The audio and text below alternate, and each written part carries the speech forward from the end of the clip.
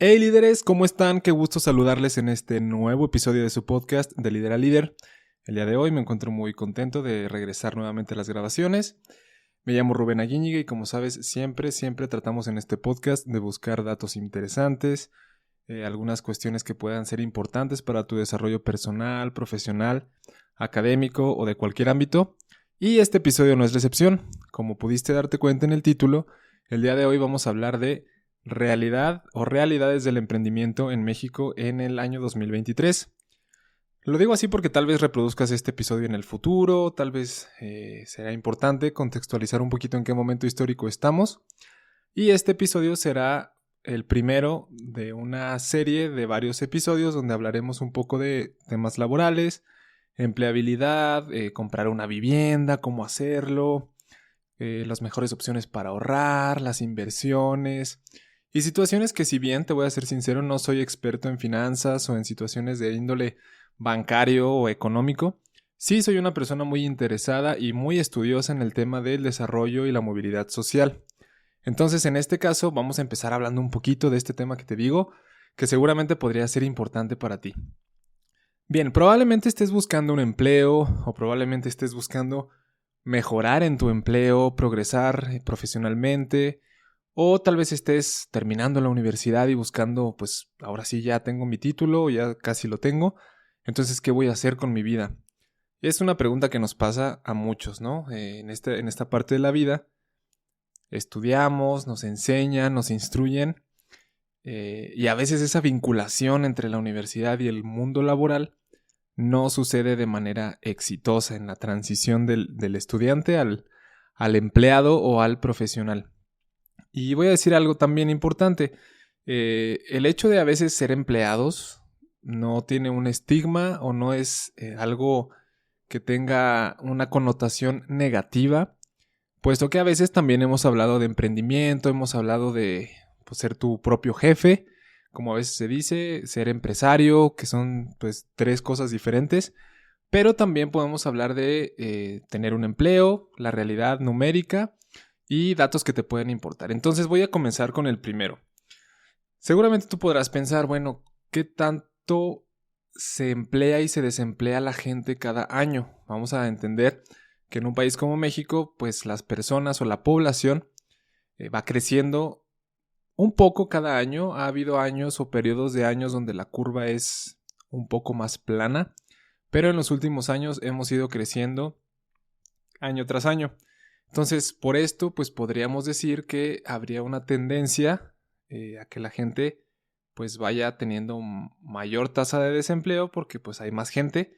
Por ende, pues el mercado laboral tendría que tener el mismo nivel de crecimiento para que también haya más empleo y las personas tengamos siempre opciones para emplearnos, ¿no? En México.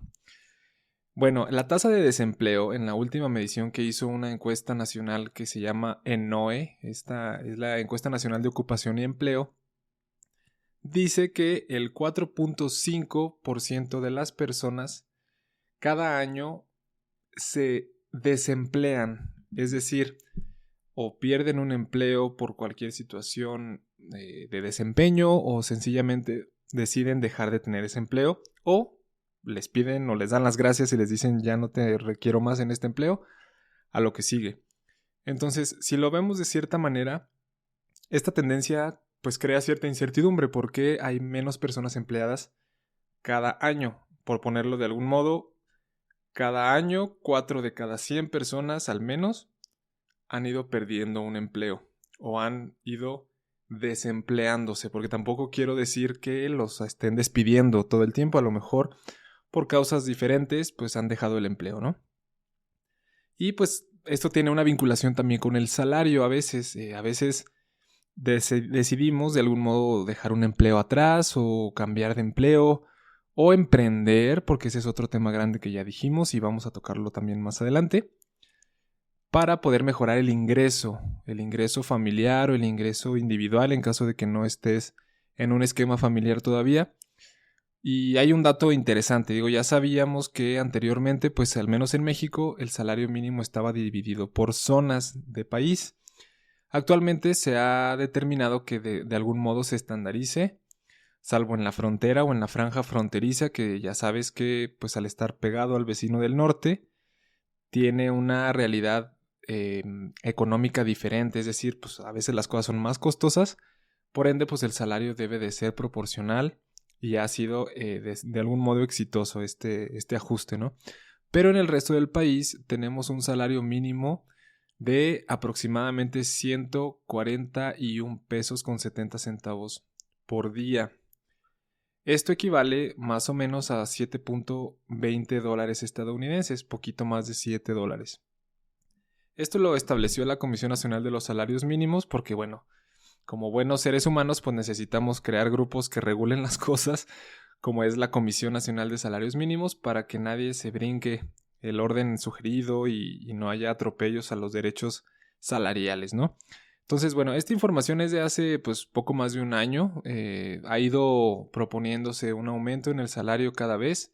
De hecho, recuerdo que hace muy poco hubo un aumento, una actualización de esta cifra que te di, a llegar a casi los 8,5 dólares por día. Bueno, voy a hacer una pequeña pausa aquí. Todos tenemos un pariente, un primo, un amigo que trabaja en Estados Unidos en la construcción o en jardinería o en algún terreno de campo, en la pizca de alguna hortaliza o lo que sea. Y generalmente te va a decir, pues es que yo me gano, el mínimo acá está en 16 dólares, ¿no? Por ejemplo. Y tú puedes pensar, bueno, pues es que ¿cómo? O sea, una persona mínimo en México gana más o menos 8 dólares al día y allá el mínimo está del doble para una sola hora. Y es cierto, pero bueno, no perdamos de vista que pues hay que costear la vida en estos países como los Estados Unidos, que también es más cara. Más cara, pero no lujosa, por decir una pequeña distinción, porque los estándares de vida de los países más desarrollados parten de un punto cero que a veces está muy alto comparado con otros países en desarrollo. Quiero decir que a veces las personas que en un país de vías de desarrollo, como le llaman, estén ubicado en una clase media alta, por ejemplo, pues va a ser ese el punto de partida donde vas a poder hacer vida en un país ya desarrollado a lo mejor a nivel de ingreso. Por ende, pues no puede ser, o sea, sería impensable que alguien fuera igual de pobre como lo es, por ejemplo, en algún país en vías de desarrollo o subdesarrollado hasta cierto punto, porque esa misma condición de pobreza sería inadmisible en un país de primer mundo. Por diferentes cuestiones que ya veremos más adelante, pero bueno, este es como un poquito la realidad. Entonces tú puedes pensar, pues, o sea, en un día no gano ni lo que me cuesta la suscripción mensual de Netflix o de HBO o de Disney Plus o lo que quiera que uses de streaming. Ni siquiera para pagar tu teléfono, ni siquiera para pagar al menos una comida más entera, más grande, más sustanciosa para un día. En fin, si tú tienes idea de tus gastos fijos, me gustaría que los pensaras ahorita, por día, a cuánto ascienden. Y en un ejercicio así muy rápido, haciendo una encuesta, encontré que la mayoría de las personas que pude encuestar para este tema, el gasto fijo promedio es de 380 pesos y es el mínimo. Es decir, hay quien dice, no, pues yo me gasto 1,200 al día, ya contando los servicios y la factura del carro y el uso de la casa y la hipoteca y lo que sea. Y así le podemos seguir hasta 5,000 pesos, 10,000 pesos diarios, no lo sé. Pero es de 380 pesos mínimo, pues las necesidades de gastos fijos con lo básico necesario, ¿no? Básico necesario, y estoy hablando no de ningún streaming ni de otra cosa, sí de internet, porque pues ahora es una necesidad básica a nivel educativo, pero nada más, ¿no? Ahí es donde hay una red flag, como dicen ahora. Y bueno, también hay que ser muy conscientes de que en México, por ejemplo, es miembro de la OCDE, que bueno, es esta organización que se dedica al tema de pues del desarrollo económico y que analiza de algún modo la cooperación a nivel regional. Pero México es uno de los países que tiene las jornadas laborales más largas y donde los trabajadores ganan menos en comparación con sus otros miembros de la OCDE, que son países pues que están más o menos en la misma sintonía, por decirlo así, pero que ganan mejor comparado en nuestra relación con jornada laboral y el pago por esa jornada laboral, ¿no? Entonces, no es que te quiera yo asustar, no te quiero echar mala vibra, pero en México tenemos una adversidad en el tema de la jornada laboral contra el ingreso por esa jornada laboral. Esta es una información que tú puedes consultar directamente en el sitio de la OCDE, que es, te repito, la Organización para la Cooperación y el Desarrollo Económico. Bueno, más allá de los datos, pues lo vemos. A veces, no sé, egresas de una universidad, tienes algunas habilidades que desarrollaste, tú sientes que puedes pues, prácticamente cambiar el mundo, pero te encuentras con un mundo laboral donde tus habilidades a lo mejor no son las necesarias o las suficientes para poder ganar un salario, digamos, competitivo. Yo hice alguna encuesta hace poco tiempo también en mis redes sociales, donde yo le preguntaba a mis contactos ¿cuál es el salario con el que tú crees que podrías cubrir tus necesidades mensuales? Y encontré de todo. O sea, encontré desde el contacto que ponía unos 60,000 pesos, que serían algo así como $3,000 más o menos estadounidenses, hasta quien me decía, yo con 4,500 pesos la hago, que son algo así como $220. Entonces es muy amplio, pero el promedio indicó que las personas, bueno, el promedio en esta encuesta, que la muestra fue de aproximadamente 20 personas, tal vez 25, y pues con un sesgo muy marcado porque eran contactos que yo ya tenía en mis redes, pero decían que con 8,000 pesos era más que suficiente para vivir de manera suficiente, o algo así como $400 americanos. Y bueno, no sé, tú que estás escuchando este episodio me gustaría que lo pensaras o si lo tienes claro que me comentes de algún modo cuál es tu expectativa salarial que cubriría suficientemente tus necesidades. Eso sería muy interesante conocerlo. Pero bueno, todos sabemos que tenemos necesidades variadas. Lo que es una necesidad, vamos a decirle necesidad accesoria para algunos, no es una necesidad para otros. Pero el acceso a servicios públicos, ahora te decía el internet, el acceso a un plato de comida nutritivo, es decir, variado y suficiente, el acceso a medios de transporte, a educación, todo eso está considerado en lo que se podría considerar, valga la redundancia, como bienestar de una persona. Lo demás es como que accesorio, bueno, la salud también me faltó decir, pero lo demás es como, pues ya, ¿no? Cositas que le vas poniendo después al bienestar, o sea, ya mejora un poquito más tu sentido de bienestar. Y en este mismo sentido, pues tenemos a los grandiosos emprendedores, a las personas que no se conforman, por llamarle así, o al menos esta narrativa se ha venido manejando todo este tiempo, personas que no se conforman con un salario o un trabajo godín, o que dicen yo no soy para estar encerrado en una oficina, o yo no soy para estar trabajándole a alguien más, yo quiero lo mío y yo me voy a abrir mi propio negocio. Pero aquí hay un pequeño matiz que me gustaría hacer, tiene que ver justamente con esta manera mal entendida a veces del emprendimiento, de que emprender es irte por la libre, poner un negocio, no pagar impuestos o pagar los menos impuestos que se pueda, no pagar mano de obra o no pagar buenos salarios, y ahí es donde te conviertes un poquito en lo que juraste destruir cuando te pagaban mal a ti. Y tratas de subsistir cometiendo muchos incumplimientos de cosas que también son la realidad laboral de otras personas.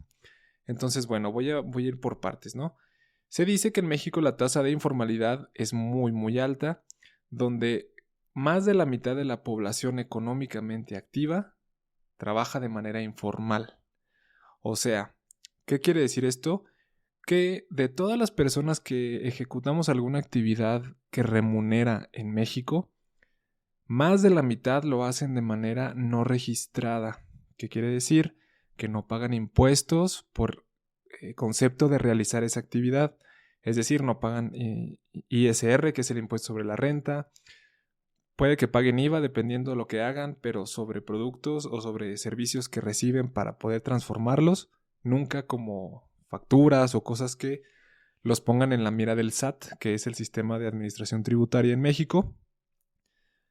¿Y eso qué quiere decir también? que las personas que sí pagan sus impuestos, y aquí es donde me dirijo a toda la godiniza, me dirijo a los godines, me dirijo a las personas que sí están dadas de alta en el Seguro Social, me dirijo a las personas que tienen un empleo, entendiendo formal como pues que tiene una seguridad social y todo lo que ya conoces sobre un empleo formal. Sí pagan impuestos, entonces la tributación hace que esos impuestos vayan a los servicios públicos que todos disfrutamos públicamente de algún modo, pero que no todos pagamos, ¿ok? Esto es importante porque debemos ser conscientes que el dinero no crece en los árboles, o sea, y el dinero que ejecuta el gobierno no es su dinero, sino nuestro propio dinero pagándoselos para que tomen las mejores decisiones que puedan y nos provean de este bienestar público para que podamos progresar como sociedad en el mejor de los casos. Entonces yo con esto quiero invitar un poquito a la reflexión. Si vamos a emprender, siempre debemos de medianamente tratar de garantizar que las condiciones permitirán que puedas ofertar o que puedas ofrecer buenos empleos o salarios competitivos a tus empleados, que puedas tener un proyecto que pueda subsistir en el tiempo y que puedas entender que con el hecho de sentirte a cargo no siempre vas a tener mejores condiciones que si tuvieras un empleo. Esto es importante también que lo consideres porque, bueno, puedes intentar mientras no te cueste tan cara una u otra decisión, pero a veces no vas a tener el resultado que tú habías pensado en origen. Entonces considerar esa parte. Y como te decía, más del 66% de las personas que tienen un empleo ganan menos de 2 salarios mínimos al mes. ¿Ok? Esto quiere decir que, te decía hace un momento, que un salario mínimo son como $8. Entonces, 2 salarios mínimos son $16. Y el 66% de los trabajadores en México, según la Encuesta Nacional de Ocupación y Empleo, ganan menos de 2 salarios al mes. O sea, menos de, te dije $16, que serían como 320 pesos, menos de 350 pesos. O sea, ¿puedes creer que por concepto de un trabajo alguien pueda ganar menos de 2 salarios mínimos al mes? Esto sería impensable, digo, hay mucha informalidad, nadie puede vivir con eso, ni siquiera, pues yo creo que para un día o mucho menos una semana. Y un mes ni se diga, pero bueno, esto es un dato, o sea, un dato no es más que un número hasta que lo podemos interpretar. Yo te digo, la interpretación es un poco que sí hay un empleo, sí hay un empleo registrado, pero no hay, no es la única actividad económica que realiza este tipo de trabajador de manera formal. Sí, pero de manera informal realiza otras que le hacen ingresar dinero, porque si no, no existiría él y su familia, o ella y su familia. Y pues no sería posible sencillamente, ¿no? Y hablando de él y ella, pues también hay que considerar una realidad laboral para las mujeres. Y esto lo dice también en la Encuesta Nacional de Ocupación y Empleo en México. Las mujeres, ojo aquí mujeres, ganan un 16% menos que los hombres en promedio. Aquí es donde se abre un debate grandote y dices, ¿pero en qué puestos? O sea, hay esta parte de la paridad de género donde se dice que en las posiciones más altas de una empresa o de un gobierno, o las gerencias o lo que sea, siempre van los hombres, ¿no? Porque pues hay este tipo de discriminación a veces, de las mujeres mejor no les dan posiciones de gerencia o de toma de decisiones por el tema de que, no, pues es que, ¿qué tal que después quieres ser mamá y dejas la chamba botada o cosas así? Ideas machistas de hace 20 o 30 años que todavía por ahí existen. Pero ciertamente en los niveles medios o en los mandos medios de las empresas o de las organizaciones, generalmente sí hay más, pues más empatía salarial con los hombres, pero más allá de la empatía también hay una realidad familiar que aquí se presenta. Algunas veces los hombres son este agente trabajador que tiene o que puede salir de casa para poder trabajar o poder trabajar horas extras o poder estar con mayores responsabilidades y pues la mujer debe mantener hasta cierto punto, según el detalle de esta encuesta o así es como se expresa, decide mantener una realidad laboral más controlable o más a sus tiempos para poder atender cualquier situación de casa o cualquier situación de los hijos, ¿no? Lo cual, si me preguntas, no me parece adecuado. Yo considero que debe haber una equidad en el tema de las responsabilidades y las oportunidades de crecimiento laboral tanto en hombres como en mujeres. Sin embargo, también veo que hay una presencia de la realidad familiar que se manifiesta en este tipo de cosas, ¿no? Entonces, bueno, tú tendrás la mejor opinión, pero el hecho es de que las mujeres ganan 16% menos que los hombres en promedio en los mandos medios de las empresas y las organizaciones. Bueno, siguiendo un poco con este despertar, esta realidad laboral en México, también te quiero comentar sobre que, bueno, hay varios sectores económicos divididos en los mercados, sobre los cuales pues nosotros como empleados o trabajadores podemos aspirar a trabajar. Pero el más grande y uno de los que más gente recibe, hablando de sectores, es el sector de los servicios. El sector servicios es el que más empleo genera en México. Y en segundo lugar, el sector manufacturero. Esto es producto de una información que puedes consultar en un censo económico que realizó INEGI hace algunos meses, puesto que el sector servicios permite que las personas se desempeñen o se acomoden de manera más rápida porque hay más oferta laboral en el sector servicios que en cualquier otro. Y en segundo lugar, el manufacturero, que es esto de ir a la empresa, a la fábrica y trabajar en la confección o manufactura de cualquier cosa. Y bueno, hablando de ciertos niveles, te decía hace un momento, los mandos medios, los mandos operativos, los mandos gerenciales, pues es cierto que México tiene una potencial línea de desarrollo en comparación con sus iguales de la región Latinoamérica. Pero también es cierto que existe una brecha salarial entre los trabajadores mexicanos y los trabajadores de otros países, como te mencioné hace rato, que no se ha podido solucionar desde hace un tiempo. Es decir, en México se crean empleos en función de la necesidad y deja un poco que desear una política de creación de empleos al mediano y largo plazo.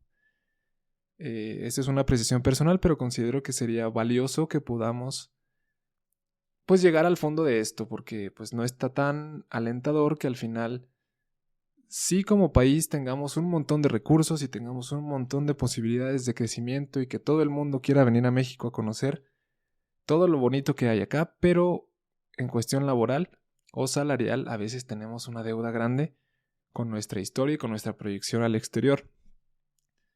Y hablando de proyección al exterior y también hablando un poquito de la proyección al futuro, tú y yo sabemos bien que las personas que estamos trabajando en una edad productiva hoy en día en México tenemos poca, si no es por decir algo, inexistente posibilidad de pensionarnos. ¿En qué consiste pensionarnos? Pues en que nuestro trabajo nos permita tener un esquema de retiro donde se nos retira, valga la redundancia, se nos quita una parte de nuestro pago que va a un fondo de retiro y nuestro empleador pone otra parte para poder tener un retiro digno y esto se pague a manera de pensión en el futuro cuando decidimos retirarnos. Bueno, la Comisión Nacional del Sistema de Ahorro para el Retiro, por sus siglas CONSAR, dice que el 76% de los trabajadores mexicanos no tiene acceso a un plan de pensión. ¿Qué significa esto?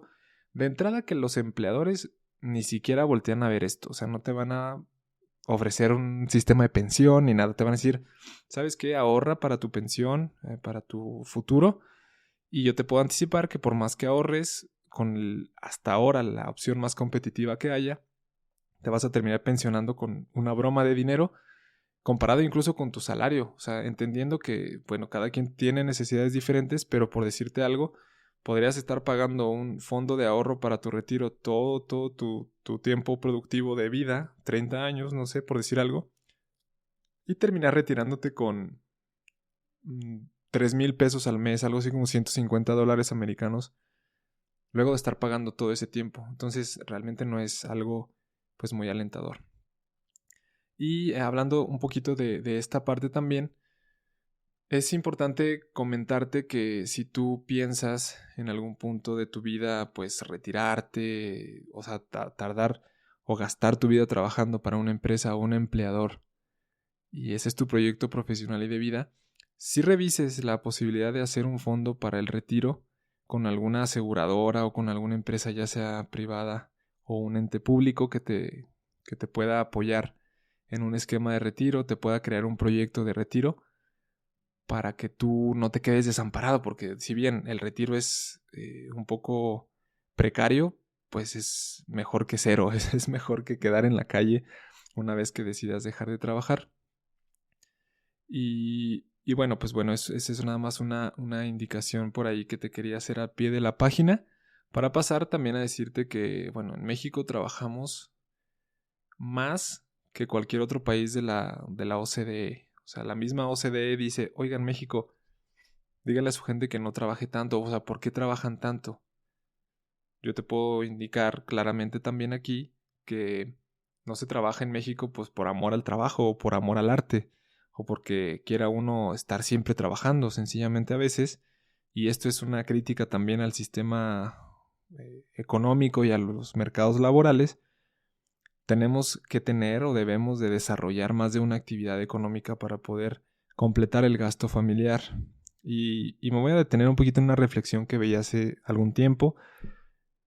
Los profesores, por ejemplo, saludos a todos los profesores que escuchan este podcast, tienen en sus manos y en su poder una de las responsabilidades más grandes, que es la formación de ciudadanos del mediano y largo plazo. Pero es muy poco hablado el hecho de que un profesor tiene que trabajar en 2, 3 o 4 escuelas y tener un montón de cosas que hacer y además vivir su propia vida y prepararse para el día siguiente. Y aún así, transmitir lo mejor de sí a un alumno. No es que los profesores sean malos muchas veces. Algunas veces, pues tal vez hay áreas de oportunidad, no te lo voy a negar. Pero a veces es esta pequeña parte de la realidad laboral que no se habla. Un profesor que tiene 4 trabajos y tiene que ir a 4 colegios o 4 secundarias o escuelas el mismo día para dar una clase, pues se chuta todo el transporte, se chuta los trayectos, tiene que preparar clase, tener un poco que lidiar con los alumnos hasta cierto punto, en el buen sentido. Y pues claro que no va a ser una persona tan feliz, tan plena, tratando de transmitir lo mejor de sí. En el colegio número 3 o 4 que ya vaya ese profesor, pues va a estar tronado. Y le podríamos recriminar, pero pues si ya no quieres dar clase, ya no des. Mejor, pues descansa. Pero no podemos hacerlo porque sería pecar pues de inconscientes, dado que ese profesor seguro tiene pues necesidades económicas que cubrir y por eso es que lo hace de esa manera.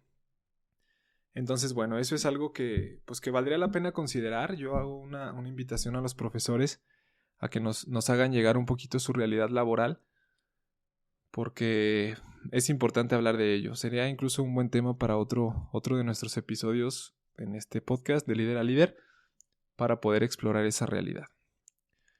Y bueno, moviéndonos un poquito en el mismo sentido, hay una narrativa común que se utiliza sobre México desde hace un tiempo.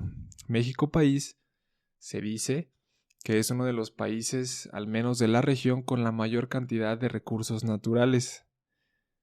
Sin embargo, y aquí es donde viene la gran pregunta, entonces, ¿por qué tenemos que comprar gasolina? O entonces, ¿por qué tenemos que comprar productos hechos en otro lado o productos de último eslabón de la cadena productiva hechos en otro lado, si nosotros hicimos a lo mejor la primera parte de ese producto y después se fue a otro país y allá lo terminaron y después me lo vendieron 10 veces más caro de lo que pudo haber costado si lo hubiera producido el propio país? Esto tiene que ver con un fenómeno o un enfoque de análisis también que se llama complejidad laboral.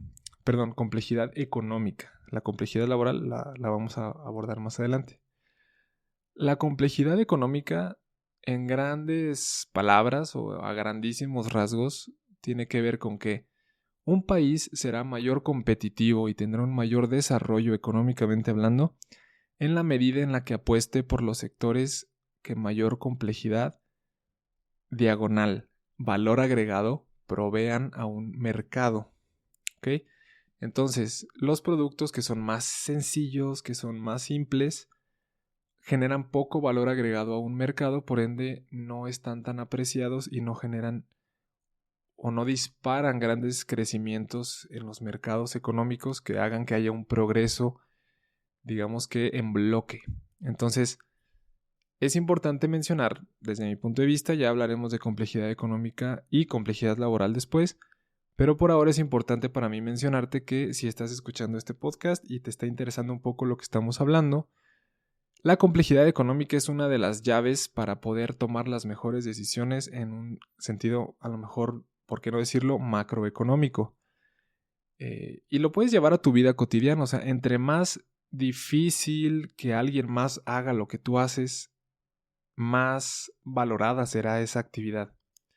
Si cualquiera puede hacer lo que tú haces, entonces no importa demasiado y será un commodity, como le dicen, y pues habrá de todos los precios y te van a cambiar mañana si cometes un pequeño error. Entonces, por eso es bueno que los países, en este caso México, apueste por la complejidad económica para que los componentes de los mercados se muevan en el sentido del progreso. Ya hablaremos más a detalle de todo eso. Bien, entonces, hablando un poquito de esto mismo, te quiero comentar que el 2% de todos los recursos naturales que te comenté hace un momento, el sector minero solamente representa el 2% de empleos en México. O sea, nada. De cada 100, 2 se emplean en el sector minero. A lo mejor puede uno pensar, pues a lo mejor ya no hay minas o ya se explotaron todas o ya se acabaron los minerales. Y no, realmente hay muchos minerales. Pero ¿qué sucede? Bueno, seguramente alguien que nos escucha en Canadá sabe lo que voy a decir, pero Canadá levanta su mano y desde hace muchos años viene a México, compra tierras, explota minas, trae a su gente y muy pocas veces se dedica a contratar gente aquí y muchas otras pocas veces es gente del propio país. Entonces, pues no, eso es importante decirlo. La minería es un sector emergente ahora. Y bueno, ofrezco una disculpa. Aquí tengo un pequeño perrito que está exigiéndome un poco de agua. En un momento le daré. Pero te sigo comentando. Los trabajadores mexicanos tienen derecho a muy poquitos días de vacaciones comparados con personas en otros lugares del mundo. Esto es importante también decirlo porque el número de días de vacaciones que una persona tiene también es un indicativo de su libertad para tomar decisiones más allá de su trabajo. Es decir, es un poco menos una atadura personal que esa persona tiene con su trabajo porque puede ausentarse y el trabajo puede seguir funcionando de cierta manera correcta. Entonces, bueno, eso ha sido un tema. Yo he platicado con mucha gente de muchos países. Por ejemplo, en Brasil me decían pues 20 días. En Francia me decían pues 40 días. En diferentes lugares me han mencionado cosas diferentes. Me gustaría invitarte a que si tú escuchas en otro país, puedas decirnos cuántos días de vacaciones tienen pagadas en derecho, en ley, en tu país. Y poder contrastar un poquito cómo está esta realidad. Es por eso que muchas personas deciden emigrar también a buscar oportunidades laborales en otros países, puesto que en México a veces está un poquito complicado, ¿verdad? Bien, hasta aquí vamos más o menos definiendo esta realidad laboral que pareciera pues adversa, ¿no? Y hasta cierto punto lo es, o sea, se vuelve adverso en el momento en el que uno le pone una etiqueta y lo entiende a través de ciertos criterios.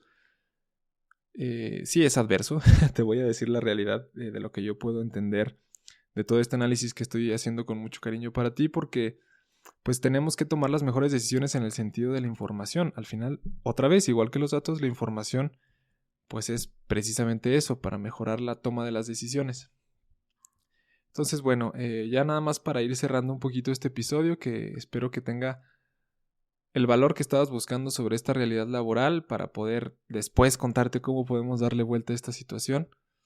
El sector turístico. El sector turístico es un sector al que se le ha apostado mucho desde hace un tiempo. Ya sabes, los pueblos mágicos, los pasaportes. En Guanajuato recuerdo muy famoso el pasaporte de Guanajuato, que te iba a permitir visitar las mejores atracciones, y hubo un tema ahí de presunción de elitismo, muchas cosas así.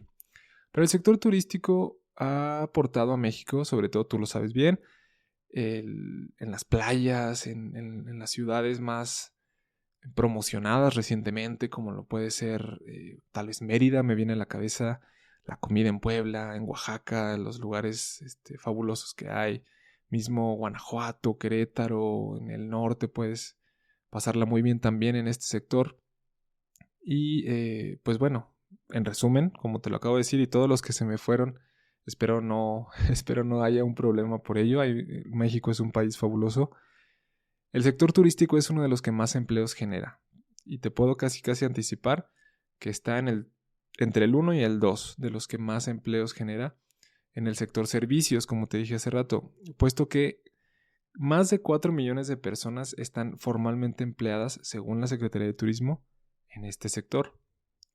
Ok, tú puedes decir, pues es que somos 130 millones de personas al 2023, 4 millones no ha de ser mucho. Pues sí, pero también hay que considerar que personas en edad laboral o personas que forman parte de la población económicamente activa, en México no hay mucho más de 60,000, de las cuales la mitad trabaja de manera informal sin reportar impuestos, entonces nos quedan menos, y después dividimos ese número entre los sectores. Entonces, pues es un dato que podría ser engañoso, pero al menos de lo que está contabilizado formalmente, pues bueno, sí hay ese dato, ¿no? Del 75% de los empleados que tienen un trabajo, están trabajando de manera temporal en ese trabajo. ¿Qué quiere decir? Que no tienen un contrato o que tienen un contrato temporal sin prestaciones. Volvemos a las prestaciones.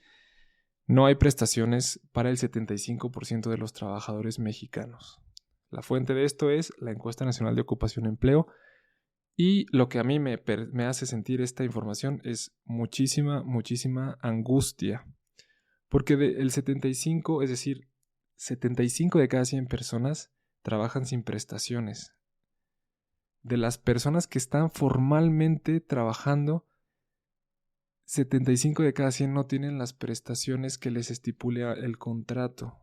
Es decir, trabajan así como que de manera, si estás aquí en mi empresa o en mi lugar, pero no estás contratado. Así es de que tu certeza laboral es muy baja. O sea, no tienes acceso a tener tu trabajo mañana. Si se le ocurre al jefe o al encargado, pues se acabó el trabajo, ¿no? Y eso pues genera mucha incertidumbre. La toma de las decisiones de los trabajadores también se ve afectada, porque pues, no te puedes comprometer a lo mejor con un crédito de una casa porque no sabes si vas a tener ese trabajo luego, y muchas otras cosas que se desprenden de este dato. Y bueno, es importante también que digamos que los contratos laborales son la manera de documentar ese contrato civil en el que tú recibes una certeza jurídica de que la actividad que estás realizando está reconocida por tu empleador. Entonces, más allá de que el contrato tenga ahí unas cláusulas medio truculentas, de repente te metan 2 o 3 goles, revisa bien tus contratos o busca siempre que si no lo tienes, lo tengas, porque el contrato es tu llave de entrada para muchas cosas que vale la pena tener en un trabajo. Bueno, la siguiente idea que te quisiera compartir también, ya casi para ir terminando este episodio, es el tema de los sindicatos. No sé si tú recuerdes o tal vez seas muy joven para recordarlo. Yo pues realmente recuerdo mucho este peso específico que los sindicatos tenían en la realidad mexicana, laboralmente hablando, en los años 90, una cosa así, en los 2000 todavía, se hablaba mucho del sindicato de maestros, se hablaba mucho del sindicato de trabajadores del radio y la televisión, sindicato de trabajadores de cualquier cosa. Sindicatos para todo, el sindicato de Comisión Federal de Electricidad, sindicato de Pemex, sindicato sobre sindicato. Un sindicato, en mi percepción personal, se pintaba históricamente o mediáticamente como algo negativo, como algo que está mal, como que los medios y las noticias decían, otra vez los dirigentes sindicales realizaron cosas y manifestaciones que dañaron a la población en general en sus actividades. Pues es que un sindicalizado hasta cierto punto pues tiene un derecho que su condición de sindicalizado le permite gozar. Ojo, pues hay que ver por qué se manifiesta la gente. No creo que se manifiesten porque les pagan muy bien y porque tienen buenas condiciones de trabajo o al menos dignas. Al contrario. Entonces, muchas veces yo puedo identificar que los medios de comunicación polarizan estas conversaciones para que haya un estigma en las personas que se manifiestan, por ejemplo, con un sindicato y parezcan los malos, parezcan los flojos o los perezosos que no quieren trabajar y se la pasan marchando. Ciertamente, pues esto no le hace un bien a la sociedad. Sin embargo, pues también habría que ver qué grado de responsabilidad tiene el Estado o el gobierno para que esto suceda como sucede. Es un tema muy complejo, tal vez valdría la pena que lo hablemos más adelante. Si tú tienes algún sindicato que te gustaría que estudiemos aquí o que ahí veamos las entrañas, lo podemos hacer, solo déjamelo saber en un comentario o en un mensaje y con mucho gusto lo podemos abordar. Y bien, pues bueno, hablando un poquito de otro de los temas que pueden ser interesantes en el tema de la realidad laboral, pues es al derecho al aguinaldo, ¿no? Digo, esto, si tienes al menos un tiempo ya trabajando, seguramente, bueno, te dará mucha rabia pensar en que no te van a dar más aguinaldo del que te dan. Rabia como la que le da a mi perro que está ladrando en este momento. Pero bueno, sé que lo entiendes bien. El aguinaldo equivale en México a por lo menos 15 días de salario. ¿Ok? 15 días de salario regulares. Es decir, si ganas, no sé, voy a poner un ejemplo así nada más. 15 días, si ganas 1,000 pesos por día, pues te deben de pagar como aguinaldo 15 días de salario, 15,000 pesos. Al menos. Hay algunos empleos en los que las prestaciones ofertadas son de 30 días de salario, 40 días de salario o más. Entonces, pues bueno, también te recomiendo que le eches un vistazo a eso, porque si bien estás trabajando todo un año y tienes un empleo que aspiras a que sea un empleo formal, pues a nadie le caen mal 15, 20, 30, 40 días de salario al final del año para enfrentar lo que le llaman la cuesta de enero o para comprarte lo que se te ocurra o se te antoje o necesites, ¿no? Esto lo establece justamente la Ley Federal del Trabajo y de mínimo, si estás contratado, mereces 15 días de salario. Y de ahí en adelante los que tu empleador te ofrezca, pues ya es bondad. Bien, el último punto al que me quiero referir es un tema un poquito ya más delicado, que es el trabajo infantil. El trabajo infantil en México es un tema que no se habla demasiado, puesto que no es un tema cómodo de abordar, pero también tiene cifras que no son para nada alentadoras. Al menos en la última encuesta que hizo el Instituto Nacional para las Mujeres, el INMujeres, hay más de 2,5 millones de niños y niñas trabajando, ojo, en condiciones peligrosas, ¿ok? Más 6 millones de niños trabajando en cualquier condición que sea, pero trabajando. ¿Okay? ¿A qué se refieren con condiciones peligrosas? Lanzando fuego en las calles, utilizando maquinaria en algún taller para la que no tienen la capacitación o el equipo indicado para operarla, etcétera. O sea, en condiciones peligrosas que pueden comprometer el bienestar de ese niño o de esa niña y puedan afectar en el resto de su vida. O sea, así de fuerte y peligroso es este punto. Y el resto del dato que te doy, 6 millones de niños trabajando, pues son niños que trabajan a lo mejor sí en el negocio familiar, sirviendo como mesero, como mesera, por ejemplo, o yendo a traer las tortillas o manejando una motocicleta de repartición de algo. Entonces aquí estamos un poquito haciendo las cosas al revés. Por la inmediatez del trabajo y de las cosas, de pronto estamos abusando del recurso del trabajo y posicionando niños y niñas en líneas de trabajo no correspondientes a sus edades.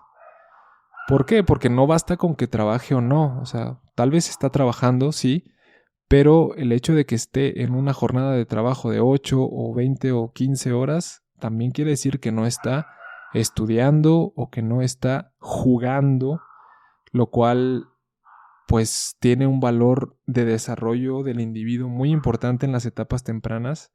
Entonces, se supone que un niño o una niña, para el bien de la sociedad, esté estudiando y tenga tiempo de jugar y de divertirse para poder desarrollarse y ser un buen ciudadano una vez que ingrese a la sociedad otra vez en edad productiva de trabajo, ¿no?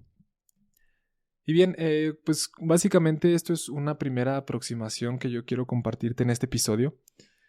Sé que el panorama es un poco oscuro hasta cierto punto, pero también te quiero comentar que existen tendencias del mercado o de los mercados laborales que han resultado muy interesantes, y también te quiero hablar un poco de las habilidades mayormente valoradas en los mercados, independientemente del sector al que tú te dirijas.